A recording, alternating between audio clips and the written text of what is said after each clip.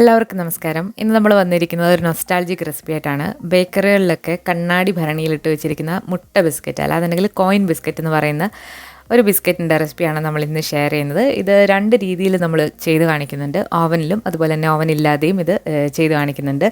Oven ഇല്ലാതെ ചെയ്താലും ഇത് നല്ല ക്രിസ്പി ആയിട്ടും നല്ല ക്രഞ്ചി ആയിട്ടും ഈ ബിസ്ക്കറ്റ് വരുന്നുണ്ട്. നല്ല ടേസ്റ്റിയുമാണ്. അപ്പോൾ അതെങ്ങനെയാണെന്ന് നോക്കാം.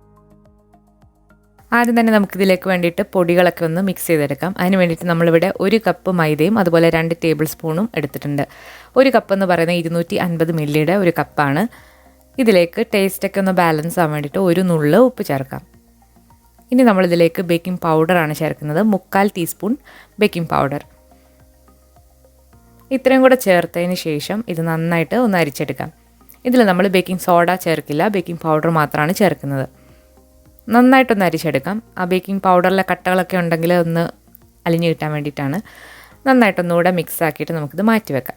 ഇനി നമുക്ക് മിക്സ് ചെയ്യാൻ വേണ്ടിയിട്ട് 3 മുട്ടയാണ് വേണ്ടത്. ഇത് റൂം ടെമ്പറേച്ചറിലുള്ള മുട്ടയാണ്. ഇതിലേക്ക് 1 ടീസ്പൂൺ വാനില എസൻസ് ചേർക്കാം. ഇനി നമ്മളിതിലേക്ക് കുറച്ച് പഞ്ചസാരയും കൂടി ഇട്ട് കൊടുക്കാൻ പോവാണ്. പഞ്ചസാര എന്ന് പറയുമ്പോൾ 3/4 കപ്പ് പഞ്ചസാരയാണ് വേണ്ടത്. വളരെ ചെറിയ തരികളുള്ള പഞ്ചസാരയാണ് ഞാൻ എടുത്തിട്ടുള്ളത്. വലിയ തരികളാണെന്നുണ്ടെങ്കിൽ മിക്സിയിലിട്ട് ഒന്ന് പൊടിച്ചിട്ട് ഇതിലേക്ക് ചേർക്കാം. ഇനി ഇത് നന്നായിട്ടൊന്ന് ബീറ്റ് ചെയ്യാം. ബീറ്റ് ചെയ്യാനായിട്ട് ബീറ്ററൊന്നും വേണ്ട. ഇതുപോലെ ഒരു വിസ്കോ അല്ലാന്നുണ്ടെങ്കിൽ ഒരു സ്പൂണോ തടിത്തവിയോ എന്തായാലും മതി. പക്ഷേ ഈ ഒരു പഞ്ചസാര നന്നായിട്ട് ഇതിൽ അലിഞ്ഞു വരണം.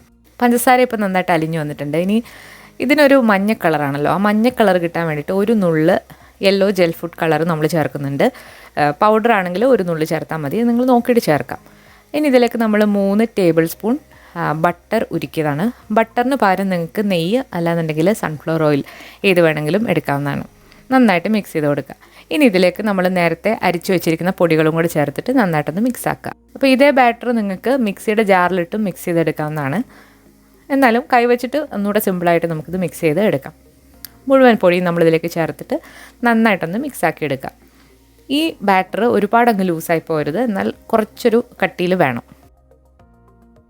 ഇപ്പോൾ നമ്മുടെ കോയിൻ ബിസ്ക്കറ്റിന് വേണ്ടിയിട്ടുള്ള ബാറ്റർ ഇവിടെ റെഡി ആയിട്ടുണ്ട്. ഇനി നമുക്കിതൊരു പൈപ്പിംഗ് ബാഗിലേക്ക് മാറ്റാം. പകുതി ബാറ്റർ നമ്മളിപ്പോൾ ഈ പൈപ്പിംഗ് ബാഗിലേക്ക് ഒഴിച്ചു കൊടുക്കുന്നുണ്ട്.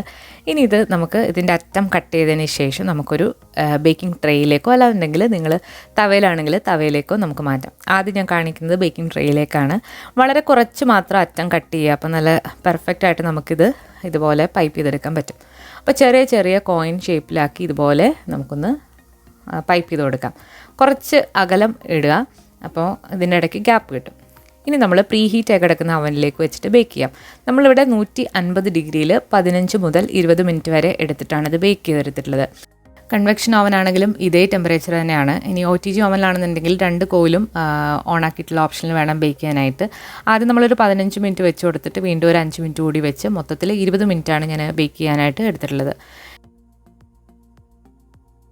ഇനി നമ്മൾ അടുത്ത രീതി എന്ന് പറയുന്നത് ഒരു തവയിലാണ് ഇത് ചെയ്യുന്നത്. തവയിൽ കുറച്ച് എണ്ണ തടവിന് ശേഷം അതിന് മുകളിലായിട്ടൊരു ബേക്കിംഗ് പേപ്പർ ഒന്ന് വിരിച്ചു കൊടുത്തിട്ടുണ്ട്.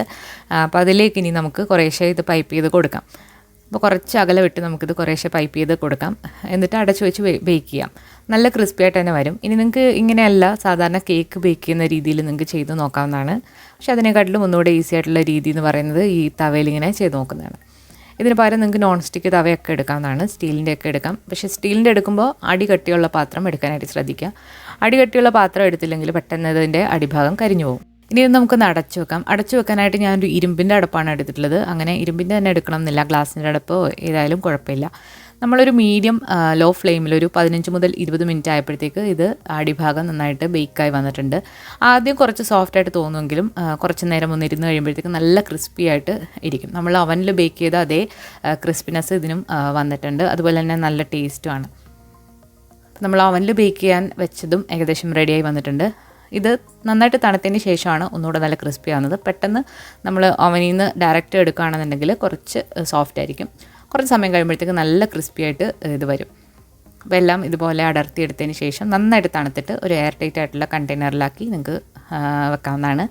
വളരെ സിമ്പിളായിട്ട് നമുക്ക് ഓവൻ ഇല്ലാതെയും അതുപോലെ തന്നെ ബീറ്ററും ഒന്നും വേണ്ട ഇത് ചെയ്ത് നോക്കാനായിട്ട്. അപ്പോൾ എല്ലാവരും ഒന്ന് ട്രൈ ചെയ്ത് നോക്കിയിട്ട് നിങ്ങളുടെ അഭിപ്രായങ്ങൾ അറിയിക്കുക. അതുപോലെ ഈ വീഡിയോ ഇഷ്ടമായാലും ലൈക്ക് ചെയ്യാനും ഷെയർ ചെയ്യാനും മറക്കരുത്. പുതിയൊരു റെസിപ്പി വീഡിയോ ആയിട്ട് നമുക്ക് വീണ്ടും കാണാം. താങ്ക്